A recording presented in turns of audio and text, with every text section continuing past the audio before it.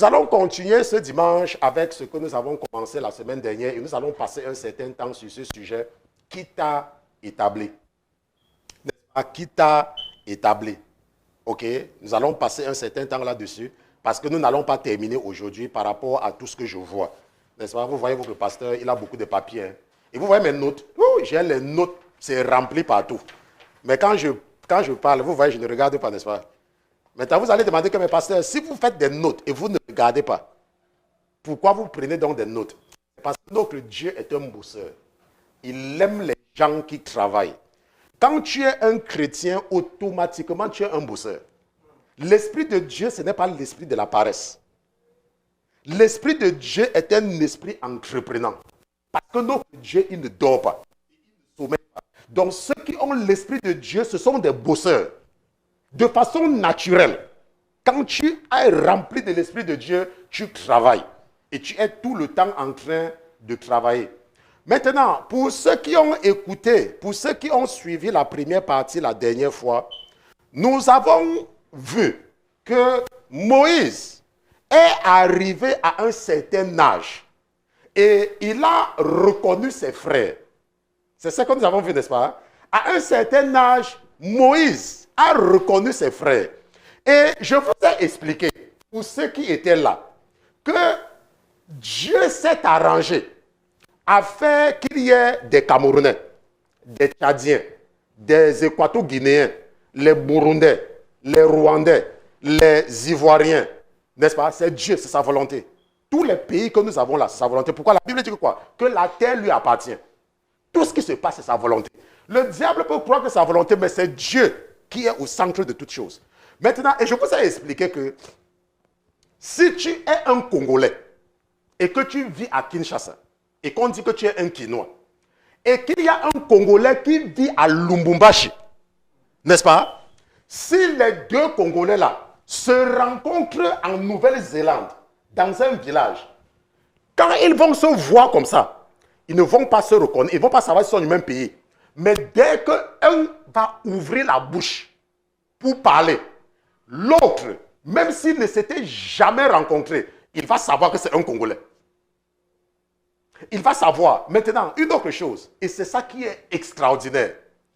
Si un Centrafricain est seulement venu s'installer au Cameroun, et il a fait des années au Cameroun, n'est-ce pas? Et il parle, et il connaît le Cameroun, je vous assure que si ce Centrafricain rencontre un Camerounais en Angleterre, quand ils vont commencer à s'échanger, ils vont savoir que non, tu étais au Cameroun, mais l'un va savoir qu'il n'est pas d'origine camerounaise. De façon naturelle. Il va savoir. Ça veut dire que quoi? Ça veut dire que les enfants du royaume, les enfants de Dieu se reconnaissent. Tu peux aller à l'église. Tu peux faire tout ce que tu veux dans le corps de Christ. Quand tu rencontres, si tu es un enfant de Dieu, tu vas reconnaître tes frères et sœurs dans l'église. Tu vas seulement les reconnaître. Et c'est ça qui fait que Moïse, quand il a commencé à avoir la conscience, il a reconnu ses frères. Et la Bible dit qu'il a reconnu ses frères. Même comme il avait grandi dans le palais, il a reconnu que ça, ce sont mes frères. Parce que c'est naturel, on se comprend. Maintenant, nous avons également compris que la raison pour laquelle Moïse refuse, quand Dieu l'envoie, la Bible dit que Dieu va le rencontrer dans le désert. Et Dieu va lui dire, viens maintenant, je t'envoie. Moïse va dire que qui? Moi, je ne pars pas. Je ne pars pas. Quand je vais partir, on va dire que qui m'a envoyé? L'Éternel dit que mais c'est moi qui t'envoie. Et qu'est-ce que Dieu va faire? Dieu va dire à Moïse, mets ta main dans ton sein. Moïse va mettre la main dans le sein, non? Ça va devenir la lèpre, non? Et il va dire que remets encore. Ça va encore sortir, n'est-ce pas? Qu'est-ce que Dieu va encore faire? Dieu va dire que prends le bâton, lance le bâton par terre. Le bâton va devenir serpent, non? Il va dire arrête pas le bas, non? Et machin truc. Et Dieu va toujours lui dire ok, pars. Il dit que là, papa, je ne pars pas. Maintenant, pour toi qui n'as pas la compréhension, pour toi, est-ce que tu vas comprendre pourquoi Moïse refuse? Mais nous avons compris pourquoi Moïse refusait la dernière fois. Parce que la Bible dit que quand Moïse s'était levé par lui-même pour défendre, pour délivrer ses frères, qu'est-ce qui s'est passé? On l'avait rejeté. Et vous croyez qu'il avait oublié? Il n'avait pas oublié. Ce qui fait que quand Dieu lui demandait de repartir, les séquelles du rejet étaient toujours là. La raison pourquoi j'arrive à comprendre, parce qu'un temps, je ne comprenais pas certains hommes de Dieu jusqu'à ce que l'esprit qui est en moi me dit que il n'y a aucun homme dans la Bible que Dieu utilise qu'il faut parler mal de lui. Il faut toujours chercher à comprendre les motivations. Toujours. Il y a toujours une raison. Maintenant, si le Saint-Esprit ne m'avait pas donné cette connaissance pour que je partage avec vous, vous allez dire que Moïse refusait quand Dieu l'a envoyé, non? Non, Moïse avait encore des séquelles. Et il se disait que mais il m'avait déjà rejeté. Comment est-ce qu'ils vont m'accepter maintenant, après 40 ans? Maintenant, nous nous sommes arrêtés sur cette partie la dernière fois. Et nous allons, pour ne pas être dissipés, nous allons partir dans Exode chapitre 2. J'espère que la régie va partager mon écran avec vous. Exode chapitre 2, parce que je veux préciser encore notre passage. Et nous allons lire à partir du verset 10. Ok? Maintenant, regardons un peu ce que la Bible dit que... Et quand l'enfant eut grandi, elle l'amena à la fille de Pharaon qui l'adopta pour son fils. Et elle le nomma Moïse, sauvé des eaux, parce que, dit-elle, je l'ai retiré des eaux. Or, il arriva en ces jours-là, lorsque Moïse fut devenu grand, qu'il sortit vers ses frères et vit leur dur travaux. N'est-ce pas? Il vit aussi un Égyptien qui frappait un Hébreu d'entre ses frères. Et la Bible dit que quoi? Alors, il regarda ça et là, et voyant qu'il n'y avait personne, il tua l'Égyptien et le cacha dans le sable. Nous partons jusqu'au verset 15. Et il sortit le second jour, et voici deux hommes hébreux se querellaient. Et il dit à celui qui avait tort, pourquoi frappes-tu ton prochain? Mais il répondit, qui t'a établi, prince et juge sur nous? Qui t'a établi? Qui t'a dit que tu dois nous parler? Est-ce que tu veux me tuer comme tu as tué l'Égyptien? Et Moïse craignit et il dit certainement le fait est connu. Or, Pharaon ayant appris ce fait chercha à faire mourir Moïse. Mais Moïse s'enfuit de devant Pharaon et s'arrêta au pays de Madian et il s'assit auprès d'un puits. Exode chapitre 2, versets 10 à 15. J'ai expliqué tout ça la dernière fois, mais nous allons revenir là-dessus. Ce n'est pas compliqué, vous allez comprendre. Mais ce qui est intéressant, c'est le titre que de cet enseignement. Mais il répondit, qui t'a établi? Qui? Qui t'a dit que tu dois être... Qui t'a demandé de faire ce que tu... Qui t'a établi? Et la Bible dit qu'ils vont le rejeter. Maintenant, avant de continuer, pendant que j'étais en train de préparer la deuxième partie, votre papa a bien voulu, a déposé dans mon cœur de vous faire rentrer quelque part. Regardons un peu quelque chose. Parce que ça va aider certaines personnes à comprendre certaines choses. Repartons un peu, retournons un peu en arrière. Ok, retournons en arrière. Regardons un peu ce qui se passe avec Moïse. La Bible dit qu'un homme de la famille de Lévi alla prendre pour femme une fille de Lévi, et cette femme conçut et enfanta un fils. Et voyant qu'il était beau, elle le cacha 3 mois. Mais ne pouvant le tenir caché plus longtemps, elle prit un coffret de jonc et l'enduisit de bois. Ensuite, elle y mit l'enfant, le posa dans les roseaux sur la rive du fleuve. Et sa sœur, et nous connaissons qui est sa sœur, elle était encore une petite fille à l'époque, Marie, se tint là à distance pour savoir ce qui lui arriverait. Or, la fille de Pharaon, regardez un peu ce qui se passe ici. Regardez ce qui se passe. Or, la fille de Pharaon descendit au fleuve pour se baigner, et ses femmes, dont ses aides, se promenaient sur les bords. Mais qui avait vu Moïse? Qui avait vu Moïse? La fille de Pharaon. La Bible dit que, et elle vit, pas les femmes, pas les autres, c'est la fille de Pharaon qui avait vu. En premier, au milieu des roseaux et envoya sa servante pour le prendre. C'est la fille de Pharaon qui avait vu la première. Et elle l'ouvrit et vit l'enfant. Et voici, c'était un petit garçon qui pleurait. Elle en fut touchée de compassion et dit, c'est un des enfants des Hébreux. Alors, la sœur de l'enfant dit à la fille de Pharaon, irai-je t'appeler une nourrice d'entre les femmes des Hébreux, et elle t'allaitera cet enfant qu'est-ce qui se passe? Alors la fille de Pharaon lui dit, va. Et la jeune fille s'en alla et appela qui? La mère de l'enfant. Elle appelle la mère, parce que c'est sa sœur. Et elle peut appeler exactement la mère de l'enfant. Maintenant, regardons ce qui se passe.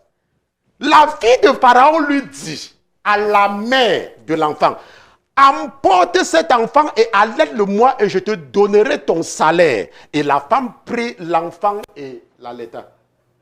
N'est-ce pas? Maintenant, pour quelqu'un qui comprend, si tu as compris, analysons un peu bien ce qui se passe ici là. Et posons-nous quelques questions. Pourquoi la sœur ne dit pas à la fille de Pharaon que c'est son frère? Pourquoi elle ne le dit pas? C'est son frère, non? La Bible dit que la fille de Pharaon a été prise de compassion. Ça veut dire que Dieu avait déjà touché le cœur de la fille de Pharaon. Il avait déjà touché son cœur. Mais pourquoi sa sœur ne révèle pas pour dire que c'est mon frère? On peut se poser cette question. On peut également se poser une autre question. Hein? Ce n'est pas la seule question. L'autre question qu'on peut se poser, c'est que pourquoi c'est la fille de Pharaon qui voit le coffret en premier? Parce que voici la rivière. Je vais partager mon écran et la personne qui avait fait le don de cet ordinateur à l'église sera bénie à chaque fois qu'on utilise son... Ceci là pour montrer. Où est ça? Oui, bon, le stylo était... Ok, c'est ça ici. Voici, pour ceux qui savent comment ça se passe, voici le fleuve. N'est-ce pas? C'est une rivière. Voici la fille de Pharaon ici là. N'est-ce pas? Elle a les deux cheveux de Kita. Et elle a d'autres personnes, d'autres femmes sont là. Et j'ai demandé à l'esprit pourquoi est-ce qu'il y avait des autres femmes à côté. Vous pouvez comprendre pourquoi, n'est-ce pas? C'est évident, n'est-ce pas? Parce que comme c'est dans une rivière, il peut y avoir des serpents.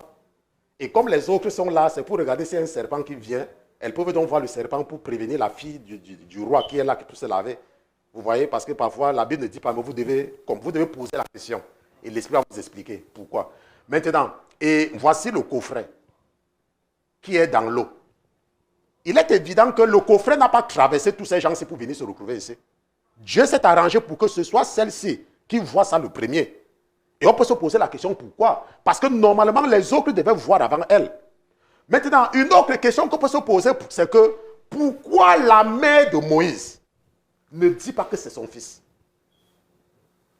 Pourquoi? Maintenant, la raison c'est que quoi? C'est que Dieu, quand la Bible dit que ce livre de la loi, ne s'éloigne pas de toi.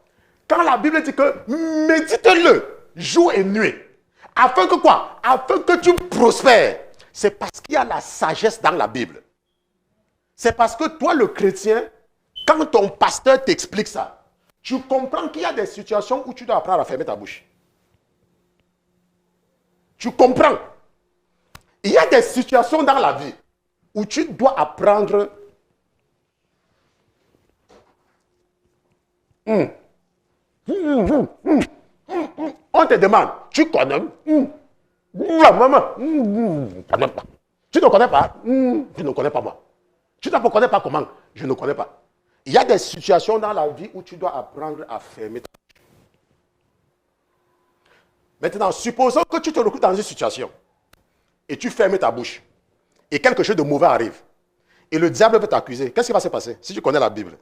Tu vas dire que Seigneur, on est en train de m'accuser. Mais toi-même, tu sais que lorsque la fille de Pharaon avait vu le coffret et que la sœur de Moïse était à côté, elle n'avait jamais révélé son identité. Elle était restée tranquille, Seigneur. Je suis resté tranquille. Et maintenant, on m'accuse. Oh, papa, sois fidèle à ta parole. Sois fidèle à ta parole. Et sors-moi de cette situation. Tu penses que Dieu va rester tranquille? Puisque c'est dans sa parole. Il y a des situations où tu restes tranquille. Et reste-moi tranquille. Je reste tranquille.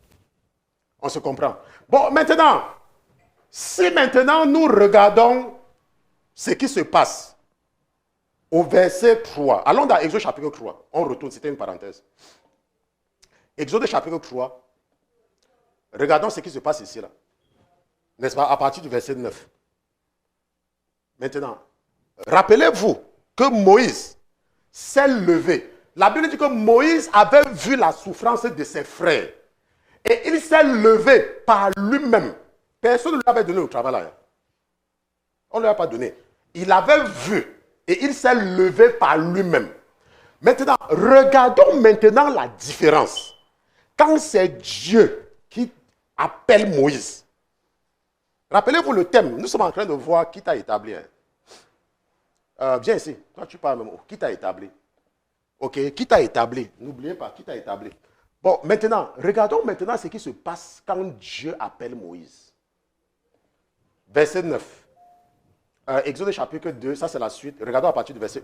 Exode chapitre 3, verset 9. Il dit, et maintenant voici, le cri des enfants d'Israël est monté jusqu'à moi et j'ai vu l'oppression dont les Égyptiens les accablent. Il dit, j'ai vu. Je vous ai expliqué ce que c'est la dernière fois, non? L'oppression des Égyptiens. L'Égypte, vous savez que les Égyptiens sont les fils de Cham. Vous savez que les Égyptiens sont les fils de Cham. Noé avait 3 fils. Shem, Cham et Japheth. Et la Bible dit que Cham, c'est le père de Canaan, n'est-ce pas? L'Égypte, c'est le pays de Cham. Ok? Je ne vais pas revenir là-dessus parce qu'il faut rendre ça raciste. Mais vous devez être conscient de pourquoi il y a certaines choses dans le monde spirituel. Ok? Je partage avec vous, par chaque moment quelque chose, je partage. Ok? Maintenant, c'est dans le livre des Psaumes. David a parlé de ça au Psaume 105. Maintenant, voici le cri des enfants. Maintenant, j'ai vu l'oppression. Maintenant, c'est quoi l'oppression? Quand on dit que tu es opprimé. Maintenant, supposons que tu travailles. N'est-ce pas? Tu travailles. Et tu es dans une famille où il y a des gens qui sont des feignants. Tu es dans une famille où tu as peut-être un frère qui passe le temps à engrossir les femmes à gauche et à droite.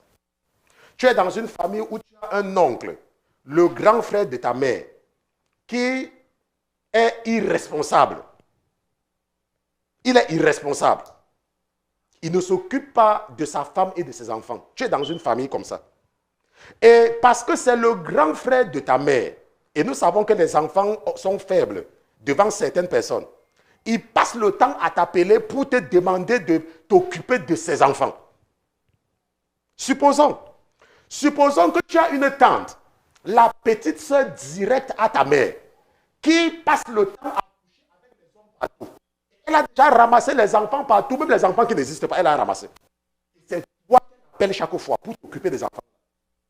Ça veut dire quoi? Ça veut dire que elle t'opprime. Ça veut dire qu'il t'opprime. Je ne sais pas si vous voyez un peu. Parce que ne regardez pas l'oppression comme peut-être quelqu'un venait appuyer ta tête.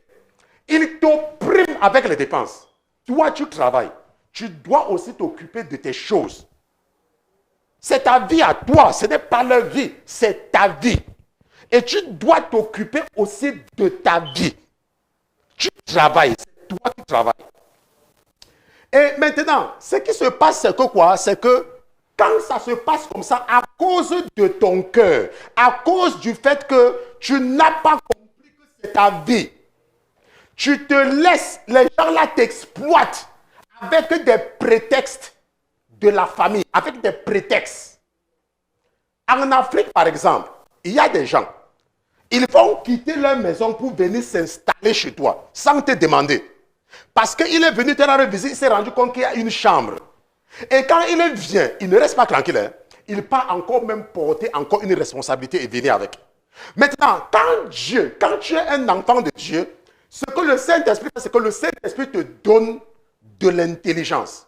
Comment gérer certaines situations. Vous voyez un peu? C'est pour ça que Dieu dit que j'ai vu le cri des enfants d'Israël. J'ai vu le cri de mes enfants. C'est pour ça que tu n'es pas intelligent. Tu vas faire comme beaucoup de personnes font avec le pasteur. Beaucoup de personnes. Pasteur, j'ai dit oui, c'est quoi? Pasteur, je suis content. J'ai dit que tu es content comment? Oh, pasteur, je viens de couler la deuxième dalle. J'ai dit, tu as coulé la deuxième dalle où? Il dit, pasteur, je ne t'ai pas dit que construire la maison. Je dis que la maison est où? Il prend le téléphone, il dit, pasteur, venez, je vais vous montrer le truc. Et puis, il commence à te montrer. Il dit que voici, on avait coulé le premier niveau, l'année dernière. Et après, ils ont travaillé. Je suis en train de faire. Je veux faire des studios. Il y aura les studios. Pasteur. Les gens vont habiter ici, pasteur. Les gens vont habiter, pasteur. La personne qui te parlait là, habite dans une chambre chez les Blancs. Après, il dit que je comptais aller au pays. Dans l'année prochaine. Je lui demande, quand tu vas partir au pays, tu vas faire combien de temps? Je vais faire un mois. Parce que je vais aller voir, oh, pasteur. Il passe le temps à regarder sa maison dans le téléphone. Et quand il part en Afrique, vous savez combien de temps il passe là-bas? Un mois. Il part passer un mois. Et quand il revient, après 2 ans, il part encore en Afrique. Il passe encore un mois. Et il habite dans une chambre chez les Blancs. Et il a construit des maisons en Afrique où c'est climatisé. Hein? Les gens habitent là-bas très bien. Mais lui, il partage même parfois la chambre chez les Blancs. C'est ça qu'on appelle l'oppression. Pourquoi est-ce que la personne réfléchit comme ça? C'est parce que le diable a donné les mauvaises idées à la personne. Mais si tu es rempli du Saint-Esprit, laisse-moi te dire, moi, allez conscient, je construis en Afrique, je vis là-bas. Je vis en Afrique. Je ne vais pas construire là-bas. Pourquoi? Je vis ici et je ne vais pas construire là-bas. Je vais construire là-bas. Peut-être si je ne suis pas mort 5 ans avant ma retraite, je sais que dans 5 ans, je ne vais plus vouloir rester ici. Je lance mon chantier là-bas et je sais que je ne vais pas rester dans ma... Mais pourquoi est-ce que tu as cette intelligence? Parce que le Saint-Esprit te donne cette intelligence. Et c'est comme ça que Dieu nous fait prospérer. Maintenant, la Bible nous dit que quoi? Que maintenant donc viens et que je t'envoie. Cette fois-ci-là, c'est Dieu qui répète les mêmes paroles que Moïse. La Bible dit que Moïse avait vu l'oppression de ses frères. Et maintenant, Dieu dit maintenant, et viens, je t'envoie. Moi maintenant, moi, je vais t'envoyer. Et nous savons que quand Dieu va envoyer Moïse, qu'est-ce qu'il va faire? Qu'est-ce qu'il va faire? Nous allons voir ce qui va se passer maintenant. On va voir. Est-ce que ça va compliquer? C'est écrit dans la Bible. La Bible ne part même pas trop loin. Hein? La Bible ne part même pas trop loin. Maintenant, allons un peu au chapitre 4. Allons au chapitre 4, Exode chapitre 4, verset 1. Et Moïse répondit. C'est Dieu maintenant qui l'envoie. Moïse répondit et dit, mais voici, ils ne me croiront pas et n'obéiront point à ma voix, car ils diront, nous savons pourquoi il dit ça, n'est-ce pas? Puisqu'il était déjà là, il sait qu'ils ne vont pas. C'est ce qu'il s'est dit. L'Éternel n'était point apparu. Maintenant, il dit, et l'Éternel lui dit, qu'as-tu à la main? Il répondit, une verge. Et nous allons partir jusqu'au verset 9. Il dit, jette-la par terre. Et il la jeta par terre et elle devint un serpent. Et Moïse s'enfuit de devant lui. Alors l'Éternel dit à Moïse, étends ta main et saisis-le par la queue. Il étendit la main et saisit par la queue, il devint une verge dans sa main. Ça continue. C'est afin, dit l'Éternel, qu'il croit que l'Éternel, le Dieu de tes pères, le Dieu d'Abraham, le Dieu d'Isaac, le Dieu de Jacob, t'est apparu. L'Éternel lui dit encore, mets ta main dans ton sein. Il mit la main dans son sein, puis il la retiré et voici, sa main était blanche comme la lèvre de la neige. On continue. Et il arriva ainsi de suite, ainsi de suite. On peut lire jusqu'au verset 10. Qu'est-ce qui se passe? Ce qui se passe, c'est que quoi? Quand Dieu lui-même t'envoie, il te donne les outils pour faire le travail qu'il t'a lui-même donné. Et en ce moment, ton message ne souffre pas de l'opinion des gens. Parce que quand Dieu t'envoie, il te donne un message. Il te dit, voilà ce que tu dois dire. Et il te donne les moyens pour faire le travail qu'il t'a donné. Quand c'est lui qui t'a envoyé, il te donne les moyens.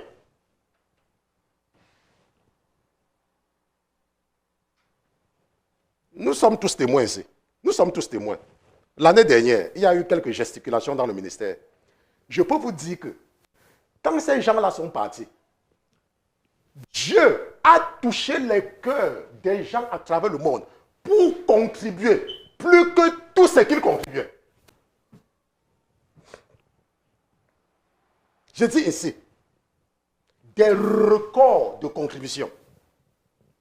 Pourquoi?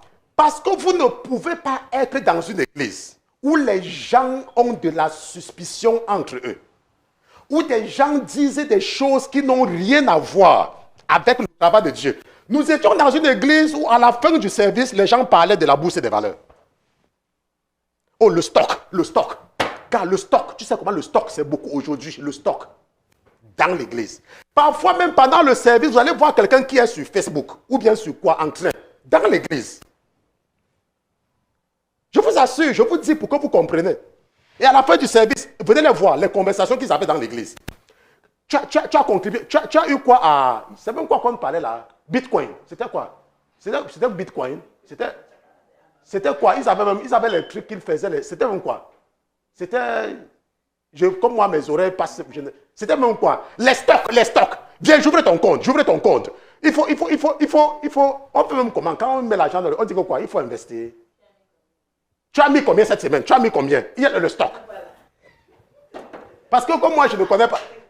Je vous assure, voilà ce qui se passe. Oh, mais $500. J'ai perdu $500 cette semaine. Non, j'ai perdu $1000 la semaine dernière. J'ai perdu. Attendez, une église comme ça part où? Une église comme ça part où? Une église où la personne joue à la batterie, quand la personne finit, la personne est sur Facebook ou sur Instagram, vous partez où? Vous êtes en train de partir où? Vous êtes en train de perdre votre temps. L'onction de Dieu ne peut pas opérer. C'est pour cela que quand le Seigneur se rend compte de quelque chose comme ça, il gâte tout pour les chasser. Il les chasse. Je ne peux pas vous voir en ma présence.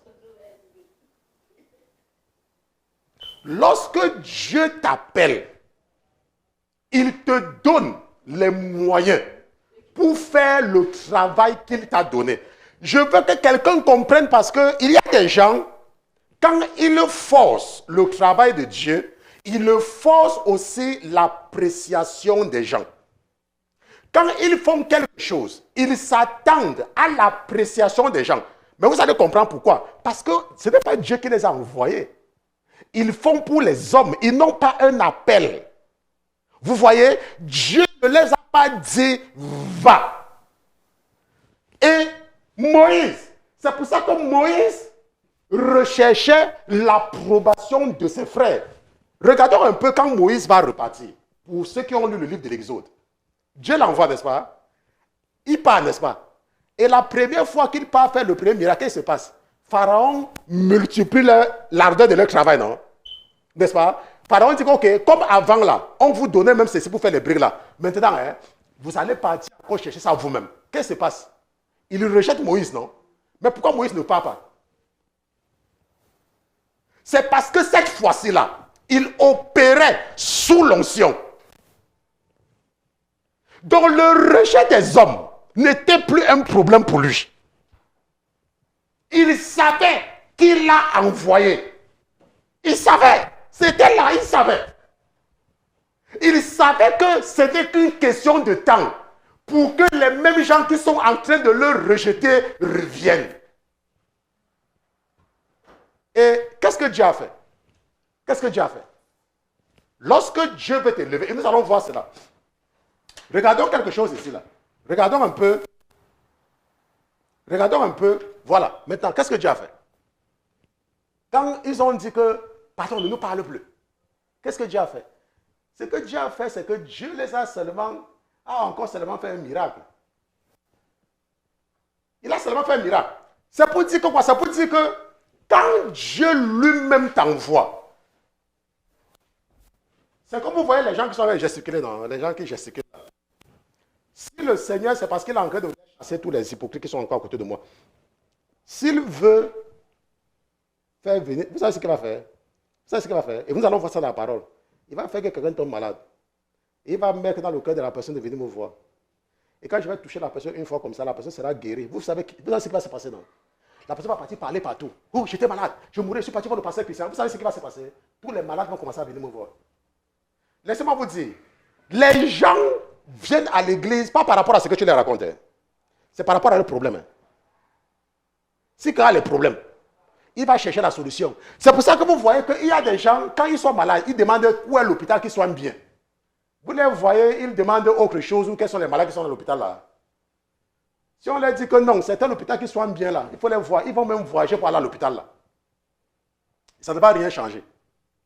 Maintenant, ce que nous sommes en train de comprendre, c'est que lorsque Dieu lui-même t'envoie, et il n'a pas arrêté, ne croyez pas que c'était au temps de Moïse qu'il parlait aux gens. Nous allons voir plusieurs cas. Nous allons comparer l'appel. Nous avons vu l'appel de Moïse, n'est-ce pas? C'est Dieu qui a appelé Moïse, non? C'est Dieu. Un pasteur est venu lui imposer les mains après. Il est parti quelque part pour qu'on lui impose les mains pour dire que maintenant tu es maintenant prophète. Puisque c'est Dieu, lui a conféré, Dieu lui-même l'a envoyé. Il n'a plus besoin de l'approbation d'une institution. Et c'est ce qui se passe même dans le pays que Dieu utilise le plus pour nous raconter une histoire, aux États-Unis. Aux États-Unis, pour commencer une église, on ne peut pas te demander que qui t'a imposé les mains pour... Non, on ne te demande pas ça. Il ne te demande pas. Maintenant, regardons un peu quelque chose ici. Là. Regardons quelque chose. Le cas de David. Allons un peu dans 1 Samuel chapitre 16. 1 Samuel chapitre 16, nous allons voir quelque chose là-bas. 1 Samuel chapitre 16, lisons à partir du verset 1. Maintenant, la Bible dit que quoi? Que alors, l'Éternel dit à Samuel, jusqu'à quand pleureras-tu sur Saül, puisque je l'ai rejeté afin qu'il ne règne plus sur Israël. Remplis ta corne d'huile et va. On me dit que j'ai oublié quelque chose. Je passais déjà, on me dit que j'ai oublié quelque chose. Bon, maintenant, revenons. Je partais, on me dit que non, tu as oublié quelque chose. Repartons, n'est-ce pas? Moi, je suis obéissant, donc je rentre là où on était. Retournons au verset, au Exode chapitre 2. Exode chapitre 2, lisons à partir du verset 3. Ok, retournons là-bas parce que on veut bien que je retourne là-bas. C'était Exode chapitre 2. Retournons là où on doit retourner, au verset 10. Ok, maintenant, allons là où Moïse. Voilà. La Bible dit que alors il arriva en ces jours-là, lorsque Moïse fut devenu grand, qu'il sortit vers ses frères et vit leurs durs travaux, il vit aussi un Égyptien qui frappait un Hébreu d'entre ses frères. Alors il regarda ça et là, et voyant qu'il n'y avait personne, qu'est-ce que Moïse a fait? Moïse va tuer l'Égyptien. Maintenant, c'est ça qu'on m'a rappelé que j'ai sauté et j'ai sauté là-dessus. Maintenant, lorsque Dieu parle à Moïse, Dieu, quand il rencontre Moïse, jusqu'à ce que nous connaissons quand Moïse va mourir à l'âge de 120 ans, est-ce que Dieu lui rappelle qu'il avait tué quelqu'un? Est-ce que Dieu fait allusion à ceci un jour? Dieu n'a jamais fait allusion à ça. Jamais. Maintenant, ça veut dire que quoi? Maintenant, est-ce que c'est bien de tuer? Est-ce que pour tuer, c'est bien? Et nous allons voir plusieurs cas. Et justement, que vous apportez le cas de Moïse, parce que je veux vous ouvrir votre entendement, je veux ouvrir votre compréhension. Maintenant, Moïse, nous parlons de Moïse tout le temps, non? Nous savons que c'est l'un des plus grands prophètes qui a existé. Mais nous voyons dans la Bible que Moïse avait tué quelqu'un. Maintenant, quand Moïse a tué une personne, il y a certaines personnes qui vont dire que, mais pasteur Christian, il n'y avait pas encore la loi. Mais nous savons que Dieu avait quand même vu l'oppression que les Égyptiens mettaient sur les enfants d'Israël. N'est-ce pas? Bon, maintenant, ça veut dire que quoi? Pour quelqu'un qui réfléchit, ça veut dire que quoi? Ce que ça veut dire, c'est que quand Dieu est en train de vouloir commencer quelque chose, parce que nous savons que c'est lui qui était derrière tout ça. Quand Dieu est en train de vouloir commencer quelque chose, il crée un événement que les gens ne vont pas comprendre. C'est lui. Pour commencer avec Moïse, il va faire que Moïse tue quelqu'un. Moïse va tuer quelqu'un. Maintenant, posons-nous la question. Si Moïse n'avait jamais tué cette personne, est-ce que Moïse devait se retrouver dans son désert? Jamais. Ça veut dire que quoi? Ça veut dire que quand tu es au service de Dieu, il peut te faire commettre un acte qui n'a pas de sens par rapport à la loi, qui n'est pas acceptable. Mais c'est lui. Parce qu'il est en train de vouloir faire quelque chose. Parce qu'il veut déclencher quelque chose. David n'a pas tué pour qu'on le reconnaisse. La Bible dit que David, personne ne le connaissait. Mais Goliath, Dieu avait armé Goliath. Goliath était grand de taille. Goliath était fort. Et Goliath faisait peur à tout le monde.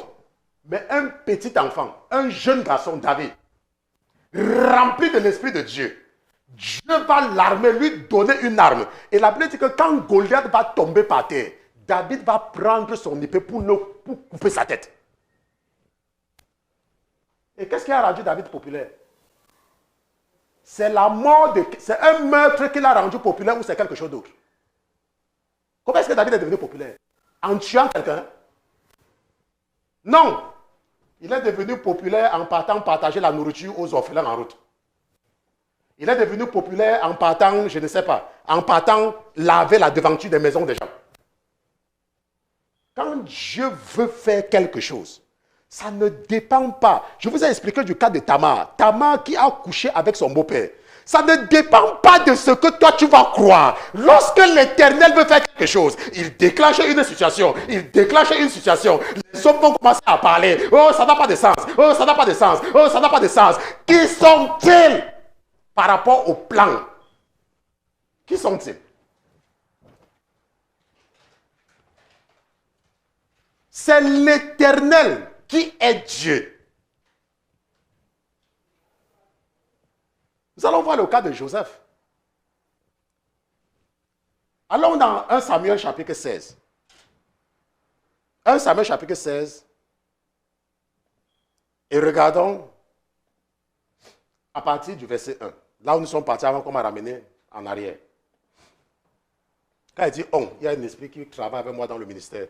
Et l'Éternel dit à Samuel, jusqu'à quand pleureras-tu sur Saül, puisque je l'ai rejeté, afin qu'il ne règne plus sur Israël? Remplis ta corne et va, je t'enverrai vers Isaïe Bethlémite, car je me suis pourvu l'un de ses fils pour roi.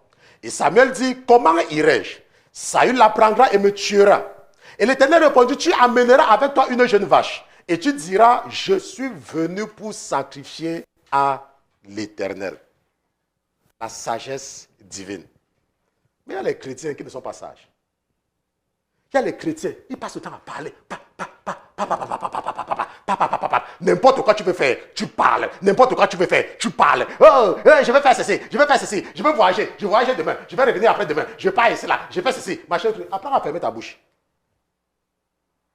Je vais faire ceci, je vais faire ceci. C'est moi qui va, c'est moi qui va, c'est moi qui va. Tu ouvres ta bouche, tu parles. Et puis après maintenant, quand tu parles, tu dis que je suis chrétien, hein, je suis chrétien. La Bible dit que tu ne mentiras pas. Il y a une différence entre être sage et mentir. Qui est en train de donner le conseil à Samuel ici là? C'est Dieu lui-même, non? Est-ce que Dieu a dit à Samuel qu'il faut mentir, que tu ne viennes pas oindre quelqu'un? Non. Il lui donne une stratégie. Il lui donne de la sagesse. Il dit à Samuel, ne pars pas, ne dis pas que tu pars oindre quelqu'un. Dis que tu viens sacrifier. C'est la même chose. Parce que être au service de Dieu, c'est se sacrifier. Mais il utilise une autre méthode. Maintenant, et tu inviteras Isaïe au sacrifice, et je te ferai savoir ce que tu auras à faire. Et tu oindras pour moi celui que je te dirai. Et la Bible dit que Samuel fit donc comme l'Éternel avait dit, et vint à Bethléem, et les anciens de la ville accoururent effrayés au-devant de lui et dit, viens-tu pour notre bien? Viens-tu pour notre bien? Maintenant, si nous lisons tout ceci là, si nous lisons tout, on ne va pas tout lire. Ok, on n'est pas là pour lire la Bible pour une personne. On est là seulement pour expliquer, pour que vous soyez bénis.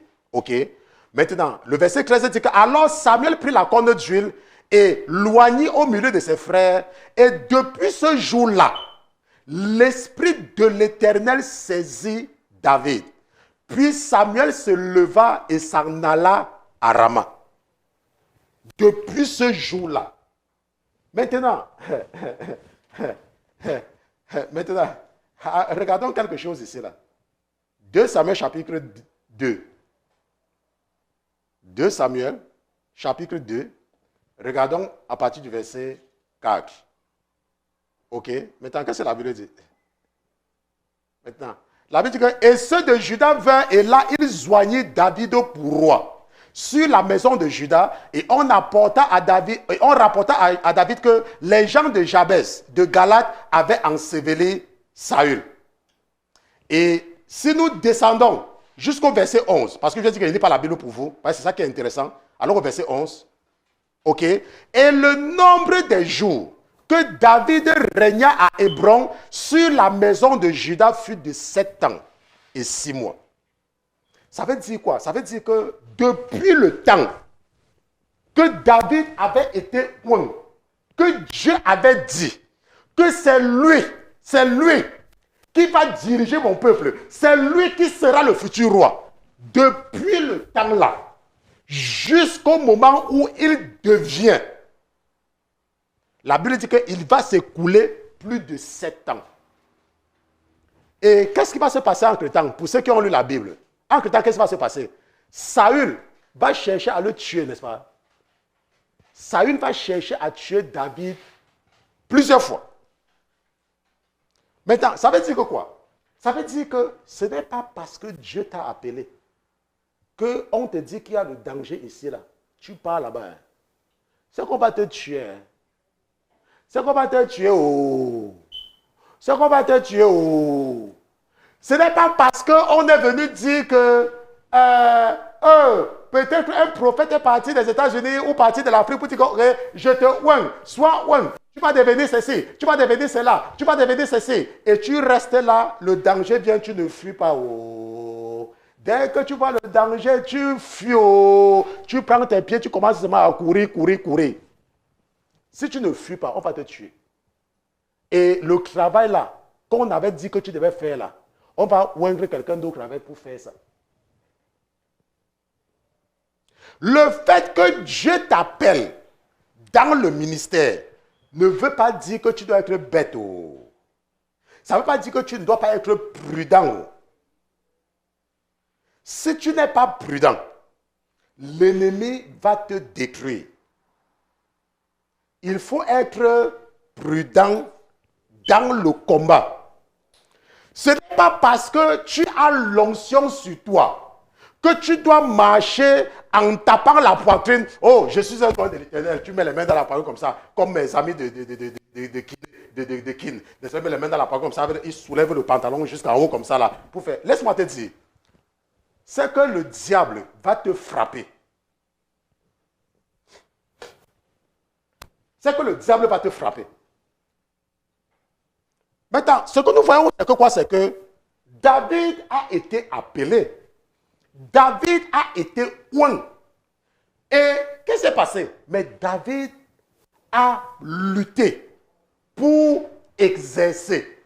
David a lutté pour entrer dans sa promesse. Mais dans le processus, David n'a pas insulté un pasteur. David n'a insulté personne. La Bible dit qu'à plusieurs occasions, David a eu l'opportunité de tuer Saül. Mais il a lui évité. Pourquoi? Parce que quand Dieu t'appelle, laisse-moi te dire, tu n'as pas besoin de la force.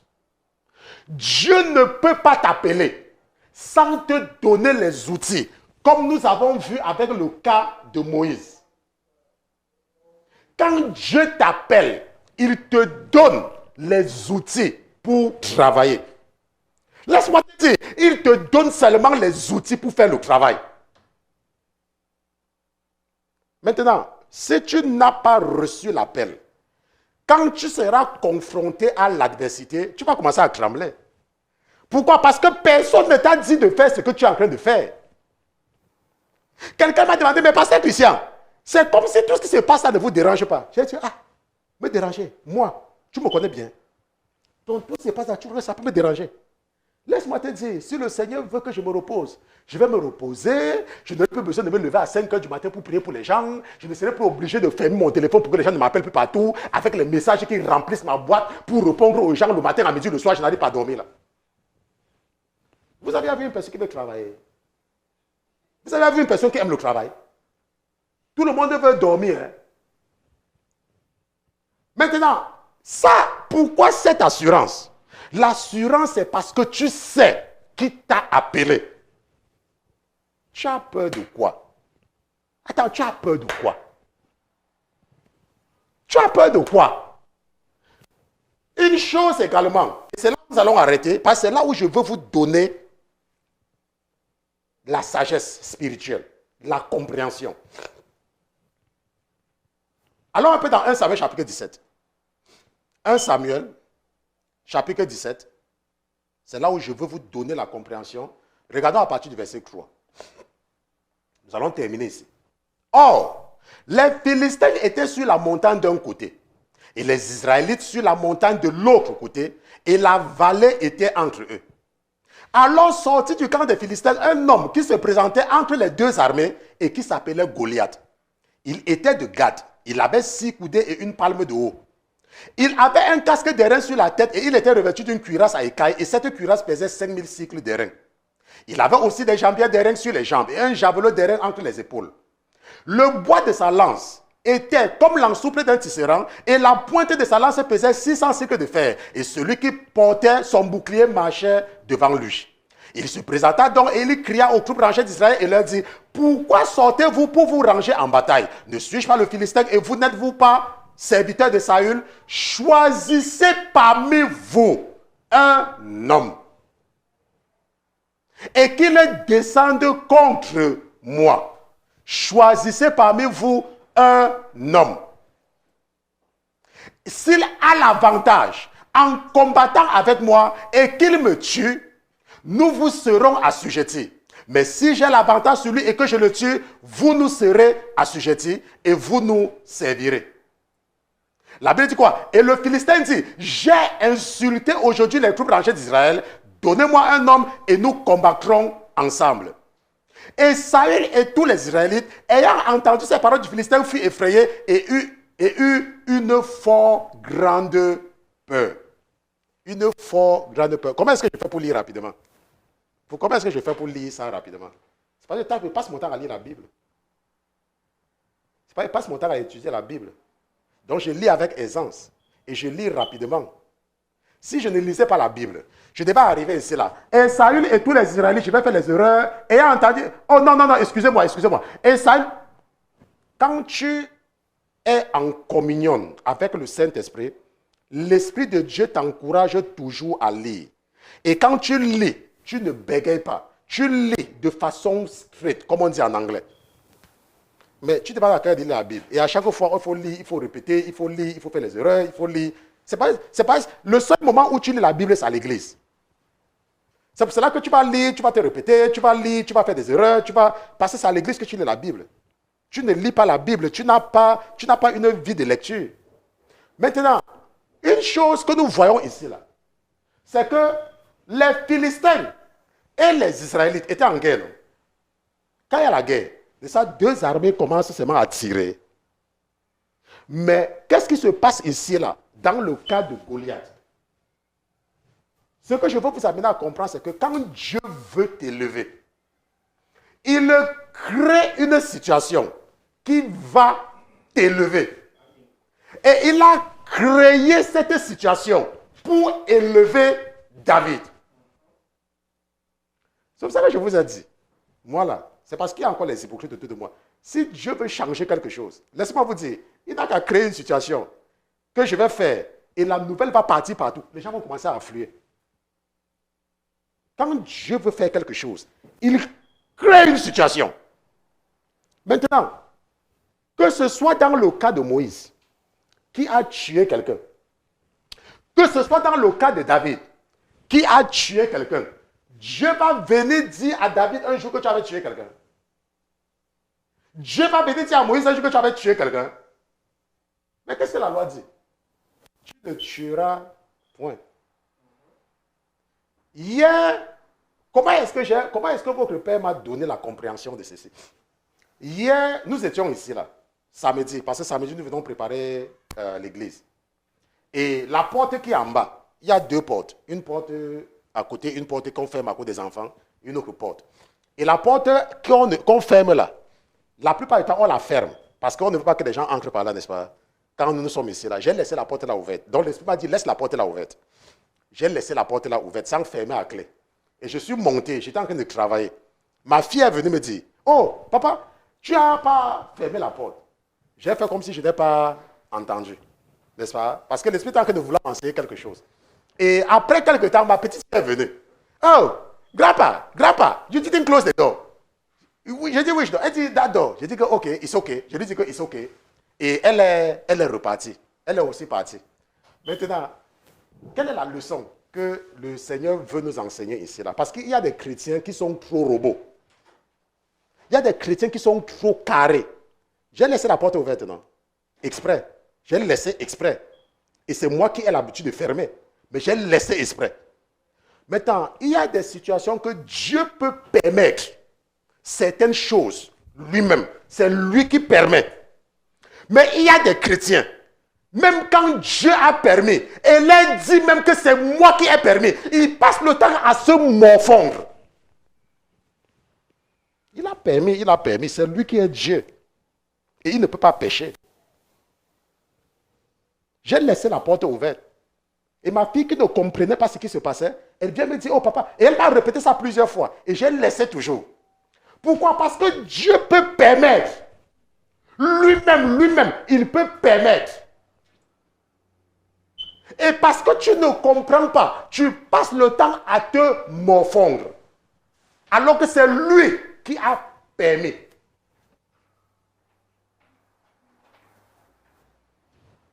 Nous allons nous arrêter ici pour aujourd'hui, n'est-ce pas? Et la prochaine fois, on pouvait s'arrêter ici là. Mais parce que vous savez que sur le plan éducatif, quand nous voulons démontrer qu'un théorème est toujours vrai, nous prenons plusieurs exemples sans trouver un contre-exemple. C'est pour cela que nous allons regarder le cas de Joseph. Nous allons regarder le cas de Daniel. Nous allons regarder le cas de Josué, d'Ézéchiel et de Gédéon pour vous aider à comprendre ce principe que Dieu applique sur Moïse et sur David. Et vous allez comprendre. Et ça sera facile. Laissez-moi, vous savez, vous connaissez le pasteur, non? Quand je vous dis que ça sera facile, ça sera facile. Vous allez comprendre, jusqu'à ça va entrer. Ça va entrer dans les os comme ça, là. Ça va entrer. Et à partir de là, tu ne vas plus te comporter bêtement. Tu vas maintenant comprendre que, hey, la sœur de Moïse était là. Et elle est partie, elle a fait comme si Moïse n'était pas son frère. Tu vas maintenant comprendre que c'est la mère de Moïse même, qu'on avait appelée pour allaiter son propre fils. Mais elle est restée tranquille. Et ça va t'apprendre à ne pas toujours ouvrir ta bouche pour parler comme ça. Pap, pap, pap, pap, pap. Tu parles comme si ta bouche avait le savon. Il y a les gens que leur bouche a le savon. Dans leur bouche, là, il y a le savon dedans. Vous savez qu'il y a le savon, ça glisse, non? Donc, là, toujours en train de parler. Apprends à fermer ta bouche. C'est même quoi ton problème? Tu parles jusqu'à ce qu'on te piège même de parler des hommes de Dieu. Tu parles aussi. Les chrétiens qui parlent, ils n'ont rien à dire. Il y a une fille là, quand j'étais au lycée, elle avait sa grand-mère. Sa grand-mère ne savait pas fermer sa bouche. Donc quand sa grand-mère commençait à parler, elle disait à sa grand-mère que, oh, grand-mère, il y a le savon dans ta bouche. Lave pour que tu fermes ta bouche. C'est comme ça qu'il y a les clients qui ont le savon dans la bouche. Toujours en train de bavarder. Tu vas bavarder. Le téléphone que tu passes le temps à bavarder là, quand l'ange de l'Éternel va sonner la trompette, tu seras au téléphone en train d'écouter le commérage. Et tu n'auras pas le temps d'entendre le son de la trompette. Parce qu'il y a des chrétiens, ils sont toujours au téléphone. Vous savez pourquoi moi je n'ai pas le téléphone? Je vous ai dit, quand j'étais en Angleterre, j'étais en détention. On m'a dit, pour me faire sortir de la détention, tu connais quelqu'un? J'ai dit que oui, je connais quelqu'un. Elle est en Écosse. La femme là, elle m'appelait tous les jours. On causait, on riait. Vous savez un peu quand un Congolais rencontre un autre à l'étranger, je ne même pas son frère, non? Attends, quand vous étiez au Congo, vous vous connaissiez. Pourquoi tu penses que subitement, parce que vous êtes encore en Belgique, vous vous connaissez? J'ai donné son adresse. Et avec l'assurance que comme je passe le temps à causer avec elle, là, elle va me recevoir chez elle. J'arrive. Tu es où? J'ai voyagé. Et je fais alors comment? Oh, je ne sais pas quand je vais revenir. Donc, comme elle avait voyagé à sa maison. Elle avait voyagé à sa maison. Ça veut dire que si elle avait la volonté, qu'est-ce qui devait se passer? Elle devait dire que, oh, comme tu es là, va, je garde la clé quelque part ou demande à telle personne de la porte, non? Mais elle me dit qu'elle ne sait pas quand elle va rentrer. Ça veut dire que quoi? Ça veut dire qu'elle ne va pas te recevoir chez elle. J'avais dormi dehors, à Glasgow. Je suis parti supplier un super. On appelle ça super chez nous, les gens qui s'occupent des bâtiments là. Je suis parti dessus parce qu'il faisait froid. Il faisait froid. Je lui ai dit, comme je me vois là, je suis venu comme ça, je sors de la détention, il y a une personne que je connaissais, la personne n'est pas là. Il est parti me montrer un endroit où on met les meubles qui sont gâtés là. Quand les gens veulent déménager, ou bien quand les gens, ils mettent ça dans les sous-sols, des trucs là. Il y avait quelques cartons là, il m'a donné, j'ai mis le carton par terre, j'ai dormi là-bas. Il me dit que lève-toi tôt le matin pour qu'on Macron te voit par là-bas. J'ai dormi sur les cartons. À Glasgow, en Écosse. Il y avait une personne que tout le temps, on était au téléphone. Le téléphone que tu es tout le temps en train d'appeler quelqu'un là. Tu vas te dire que, oh, Pasteur Christian, c'est pour toi. C'est Pasteur Christian. Hein. Dieu ne m'a pas élevé parmi vous en me faisant tout ça là pour vous rendre bête. Hein. Il faut toujours rester au téléphone. Il faut causer jusqu'à ce que le riz se brûle même au lit, à la cuisine. Tu sois toujours en train de causer. Il faut causer. Nous allons nous lever, nous allons prier. Nous allons nous lever, nous allons prier. Nous allons remercier le Seigneur pour tout ce qu'il nous a donné aujourd'hui. Allez!